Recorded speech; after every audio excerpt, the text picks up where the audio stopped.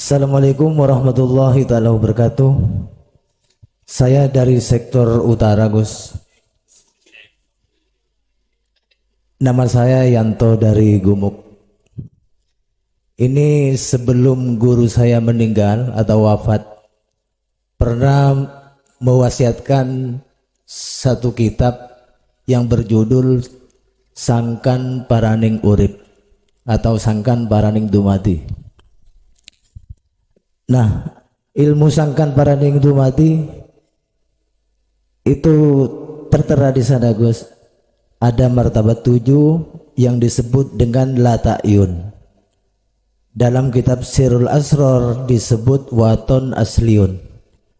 Kalau dalam kitab Kasifatus saja disebut dat.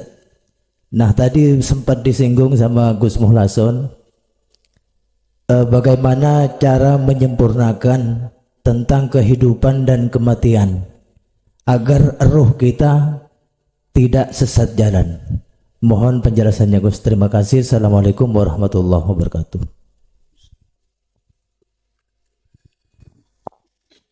Oleh karena ada kaitannya dengan sangkan paraning dumadi, sangkan paraning urip, maka jalankanlah mutu qoblal maut untuk menyempurnakan kehidupan ini dengan kematian. Kita harus laksanakan mati sebelum mati. Itulah yang disebut mati sakjeroning urip. Itu bahasa Jawa. Kalau bahasa kitabnya kita mutu qoblal maut. Matilah, matikanlah dirimu sebelum datangnya kematian. Artinya yaitu tadi yang di depan. Nafikanlah, hilangkan rasa keakuan kita yang melakukan. Kalau itu sudah kita nafikan, itulah yang disebut mutu qoblal maut. Ayatnya itu, Qur'annya di dalam surat Az-Zumar 54, Pak. 54. Lakukanlah hal itu sebelum kematian. Jikalau kau lakukan hal itu, maka summatun sorun. Aslinya kan ayatnya kan summa latun sorun. Adalah nafi. Jikalau kau tidak melakukan hal itu, maka kau akan tersesat. Maka kau tidak akan mendapatkan pertolongan. Lah, mafhum mukhalafai ayat itu, arti kebalikan ayat itu, jikalau kau lakukan itu sebelum mati, maka selamatlah. Selamatlah dirimu. Berarti tidak tersesat, alias mendapatkan pertolongan. Lanafinya hilang langsung. Begitu. Wis keliru kabeh. Nggih. Nggih, suwun Bu. Ada lagi?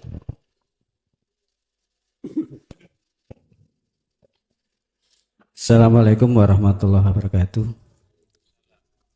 Perkenalkan Gus, nama saya Gatot Eko yang beberapa hari lalu SMS kepada Gus, tepatnya tanggal 23 November 2023. Saya sama dengan Bapak yang di belakang, jamaah YouTube. Sehingga kami betul-betul pemula. Yang tanggal 24 November 2003 kemarin dibalas oleh Gus. Yang intinya Gus siap menjadi guru akhirat saya. Dijawab, nggih. Terus jenengan paringi dasar-dasar tauhid yang ada 10. Namanya pemula, saya baca mulai hari Jumat Wage yang datang itu, kita baca nomor 1 2 kali. Semua rata-rata lebih dari 2 kali, karena nggak paham-paham gitu ya. Akhirnya pada malam Jumat, bukan malam Jumat, pada hari Jumat manis kemarin, saya memaksakan diri untuk membaca yang nomor 10. Setelah Jumatan kami mengikuti baiat yang dilaksanakan secara siaran tunda yang ada di nomor 10. Terus berjalan waktu sampai dengan hari Jumat berikutnya, 1 minggu berjalan, karena kami ya namanya pemula ya, banyak tidak elingnya. Jadi seolah-olah saya sudah jalan apa belum sih saya ini. Kemudian karena keraguan itu malam Sabtu pagi saya baca lagi, saya dengarkan lagi, saya mengikuti lagi Gus. Karena ada beberapa yang kami lupa. Terus kemudian agak iling sudah. Sampai dengan sekarang malam Jumat. Malam Sabtu lagi ini ya. Terus malam Sabtu pagi kemarin, karena hari Sabtunya saya harus puasa sesuai dengan yang diperintahkan Gus, saya melaksanakan puasa. Terus kemudian kebetulan saudara-saudara saya datang Gus, rombongan kebetulan membawa gurame bakar. Kebetulan juga kesenangan saya kan itu ya. Saya bingung, padahal saya harus mutih, tidak makan hewan kan gitu ya. Tapi saya siasati pada saat buka, saya cuman makan nasi dengan lawuh tahu goreng. Saya dahului.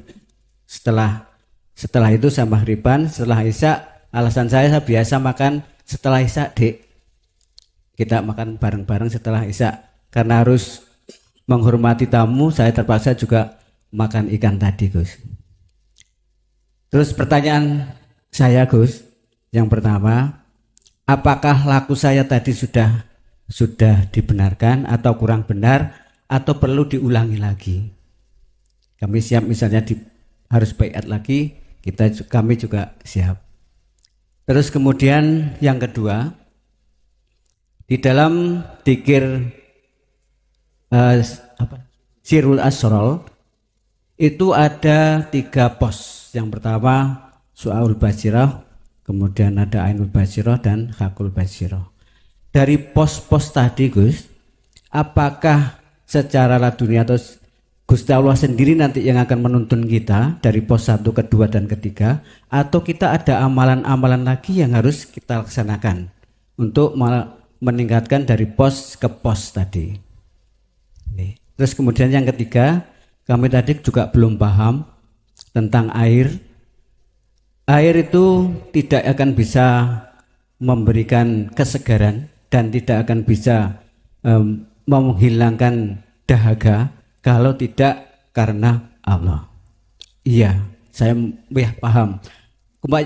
Cuman yang belum kami pahami tadi, air ini kan hancur kalau tidak ada lah.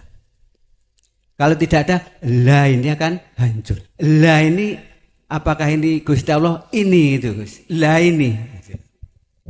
Mohon penjelasannya Gus. Terima kasih. Wassalamualaikum warahmatullahi wabarakatuh.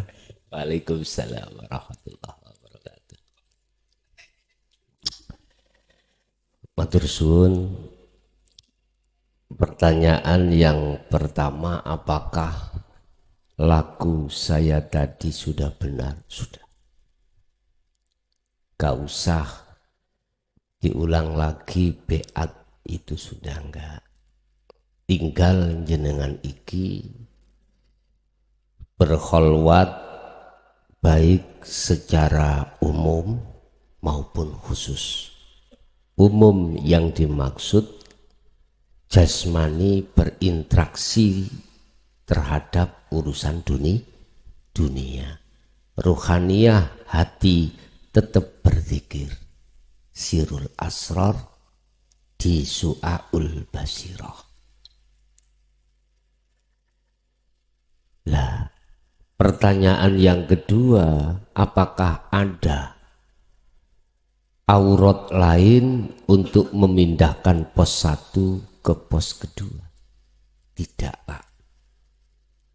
Cukup jenengan terus mendawamkan, mengistiqomahkan, mengasah Sirul Asrar di Su'aul Basirah Nanti Allah sendiri yang membimbing memindahkan jenengan dari pos 1 ke pos yang kedua.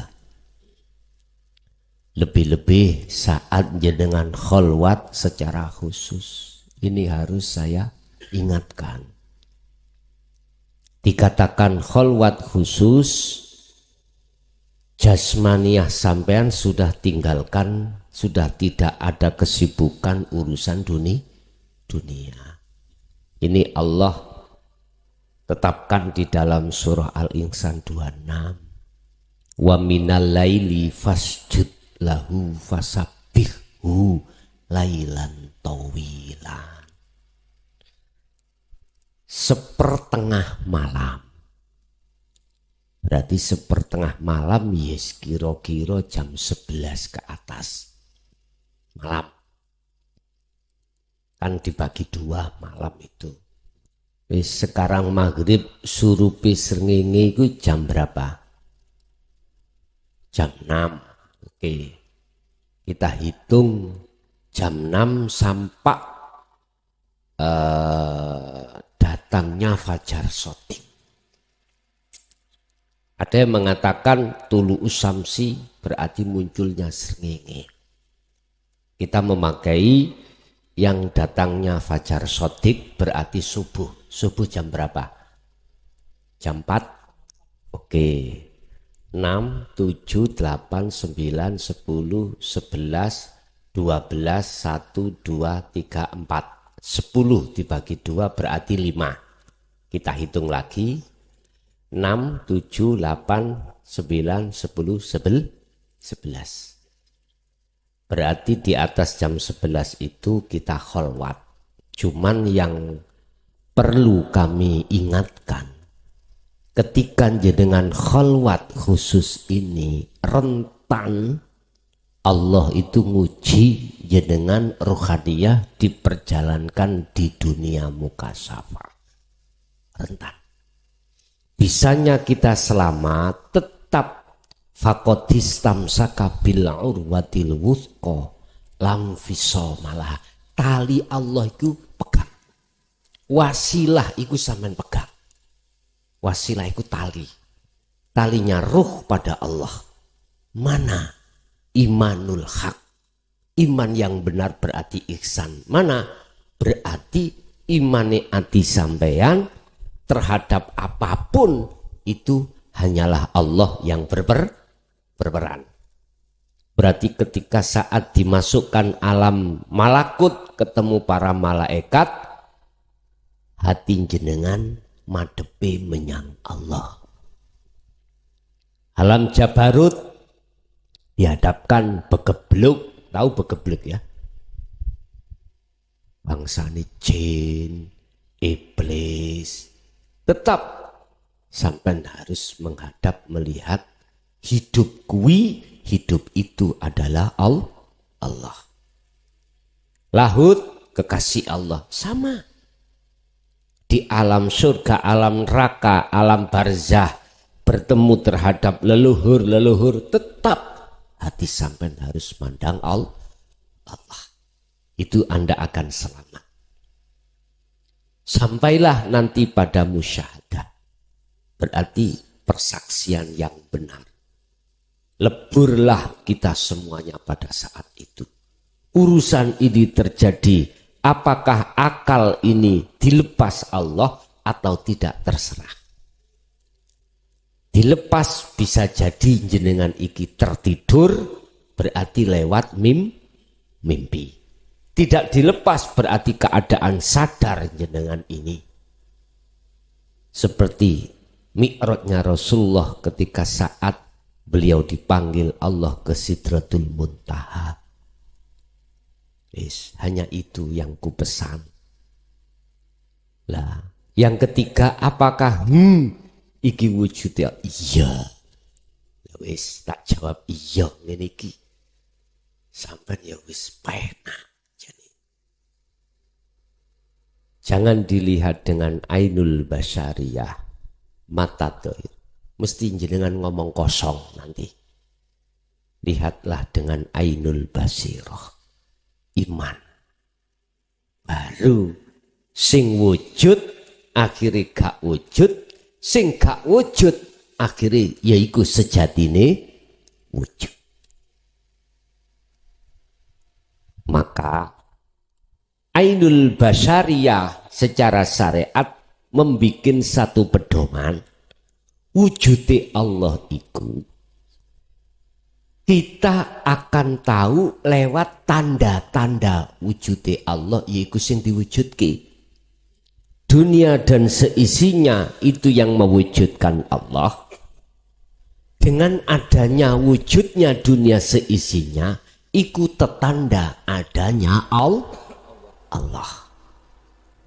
Rumus kita di syariat gitu. Kita melihat wujudnya Allah, syariat. Yakin kalau Allah itu ada, kita melihat yang diwujudkan. Akhirnya kita mengambil satu burhan dalil wujudnya dunia itu tetanda adanya wujudnya Allah. Sampai kapanpun jenengan kelihatan wujudnya dunia.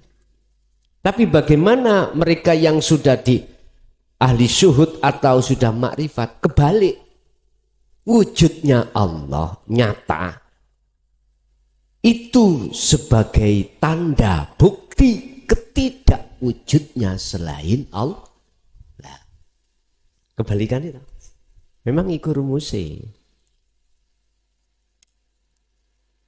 Makanya saya selalu memakai dua kacamata biar jenengan gak salah paham. Sapa sing nulung awakmu? Pak D. Berarti ngomong Pak D berarti kan menungso to ya. Imanku Pak D berarti Pak D nutupi hatiku dengan Allah. Bener miturut syariat nyatane Pak D. Tapi hakikat yaitu tadi kembali lagi Allah. Tapi ojo jangan macam-macam. Pak D takok, sapa sing nulung awakmu mangson? Allah. Loh berarti Pak D Allah son. Ulian. Akhirnya salah paham. Jadi leres Pak. Nggih. Niki. Ya. Dan ini pernah Allah sampaikan pada Nabi Muhammad.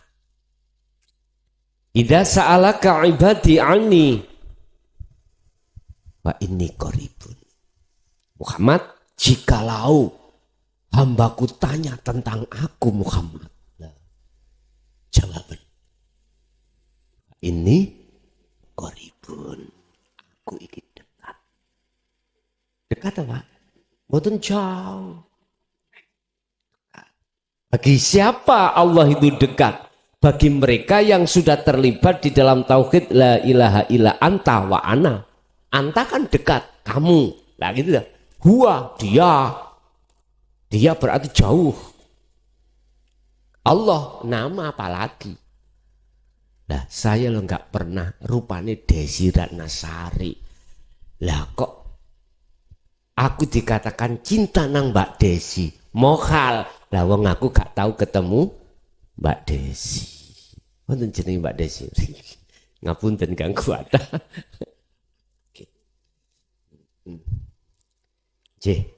Ada lagi mungkin?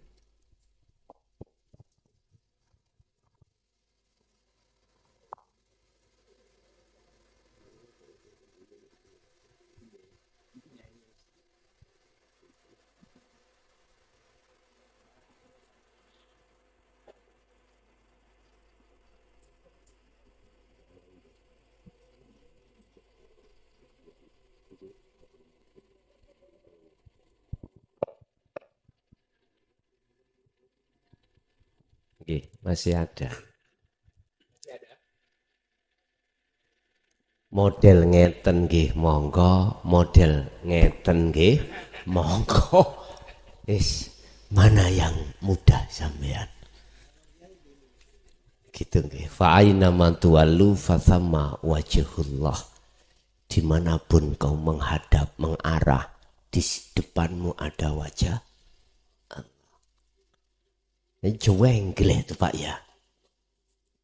Nyuwata. Al-haqqu laisa bimahjubin.